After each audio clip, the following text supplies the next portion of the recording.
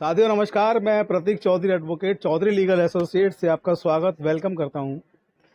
आज का वीडियो बहुत महत्वपूर्ण होने वाला है उन आरटीआई एक्टिविस्टों के लिए, उन आरटीआई कार्यकर्ताओं के लिए जिनको कि आरटीआई का आवेदन देने के बाद से जान से मारने की और तरह तरह की धमकियां मिलती हैं। तो ऐसे में ये बड़ा सवाल है कि वो क्या करें, कैसे अपने आप को सुरक्षित करें, कैसे धमकी देने वाले के विरुद्ध कार्रवाई करें और क्या कार्रवाई करें, कहां पर करें और उनके अधिकार क्या हैं।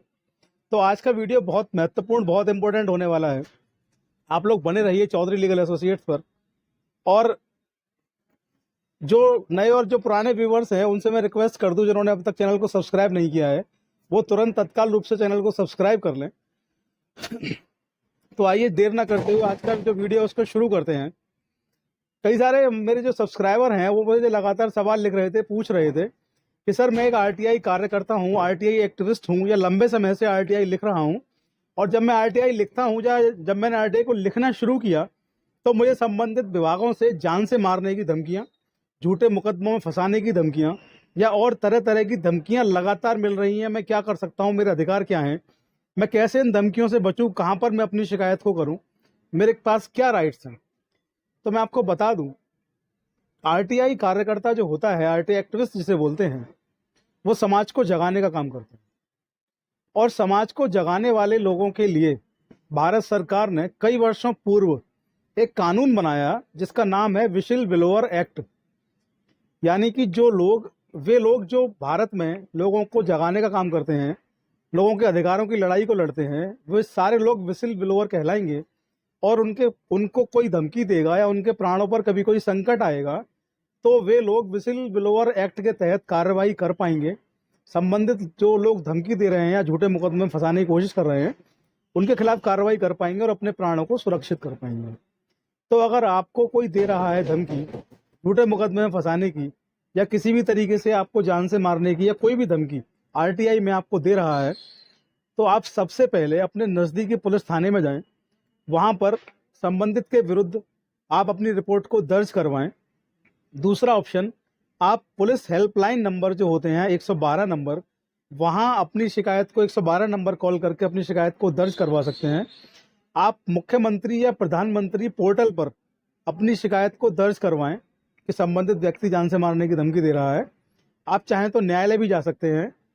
आप इस विषय पर सीधे राज्य सूचना आयोग को या केंद्रीय सूचना आयोग को या माननीय सुप्रीम कोर्ट के जो सीजीआई हैं, वे सीजीआई, सुप्रीम कोर्ट के सीजीआई जो होते हैं वो फंडामेंटल राइट्स जो आपके हैं उनके संरक्षक हैं।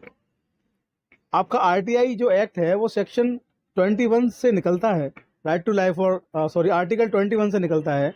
यानी कि राइट टू लाइफ और लिबर्टी जो है इंडियन कॉन्स्टिट्यूशन का, उससे आरटीआई गवर्न होता है, वहां से आरटीआई की शुरुआत हुई है। तो आप देश के सर्वोच्च न्यायालय के जो मुख्य न्यायाधीश हैं सीजीआई, उनको, राज्य सूचना आयोग के जो सबसे बड़े कमिश्नर हैं उनको, या केंद्रीय सूचना आयोग के सबसे बड़े जो आपके कमिश्नर हैं उनको, इन 3 जगहों पर आप इस विषय में लिख करके शिकायत दे सकते हैं और अपनी सुरक्षा की मांग कर सकते हैं और जो आपको धमका रहा है उस पर कार्रवाई की मांग कर सकते हैं। आप पुलिस में अगर रिपोर्ट लिखाते हैं तो आपको डराने धमकाने की रिपोर्ट लिखानी है और आपको ये भी उसमें दर्ज करवाना है कि विशिल ब्लोअर एक्ट के तहत मुझे सुरक्षा प्रदान करें और मुझे धमकी देने वालों के विरुद्ध आवश्यक कार्रवाई करें। यकीन जानिए, उस दिन जिस दिन आप ये कर देंगे उस दिन के बाद संबंधित कोई भी व्यक्ति जो आज तक आपको धमका रहा था, आपको दोबारा से धमकाने की हिम्मत नहीं करेगा, आपके ऊपर कोई हमला कराने की हिम्मत नहीं करेगा और आप स्वतंत्र रूप से निर्भीक होकर के समाज में रह पाएंगे, जी पाएंगे और संबंधित व्यक्ति के विरुद्ध कार्रवाई होगी और वो अपनी जेल जाएगा, जमानत कराएगा। तो ये आपका अधिकार है। अपने अधिकारों को जानिए, अपने अधिकारों को पहचानिए। आपके अधिकारों की लड़ाई लड़ना ही मेरा मुख्य मकसद है।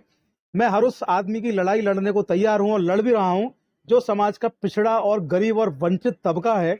उनकी लड़ाई लड़ने को मैं 24 घंटे तैयार हूं। मैं और मेरी पूरी टीम इसमें लगे हुए हैं। तो जो बिल्कुल वास्तविक रूप से पिछड़े हैं, वंचित समाज से आते हैं, जिनके पास धन की व्यवस्था नहीं, ऐसे लोगों की लड़ाई लड़ने के लिए आप कभी भी हमें मैसेज करिए, हम तैयार हैं। बाकी जो लोग सक्षम हैं वो सक्षम, जो उनके जो आसपास के एडवोकेट्स हैं वहाँ फीस चुका करके उनकी मदद ले सकते हैं, क्योंकि हमारे पास इतने संसाधन नहीं कि हम सब लोगों की मदद कर पाएंगे। आप लोगों के प्यार और सहयोग के कारण आज हम तकरीबन 30,000 का आंकड़ा पार कर चुके हैं अपने सब्सक्राइबर का। इसके लिए आप सबको बधाई देता हूं। अपना प्यार ऐसे ही बनाए रखें, बने रहें चौधरी लीगल एसोसिएट्स पर। और आज के वीडियो में आपको कोई सुझाव या कोई कमेंट, कोई सवाल आपको पूछना हो, आप कमेंट बॉक्स में या व्हाट्सएप पर हमें लिख करके पूछ सकते हैं। जय हिंद, जय भारत, नमस्कार।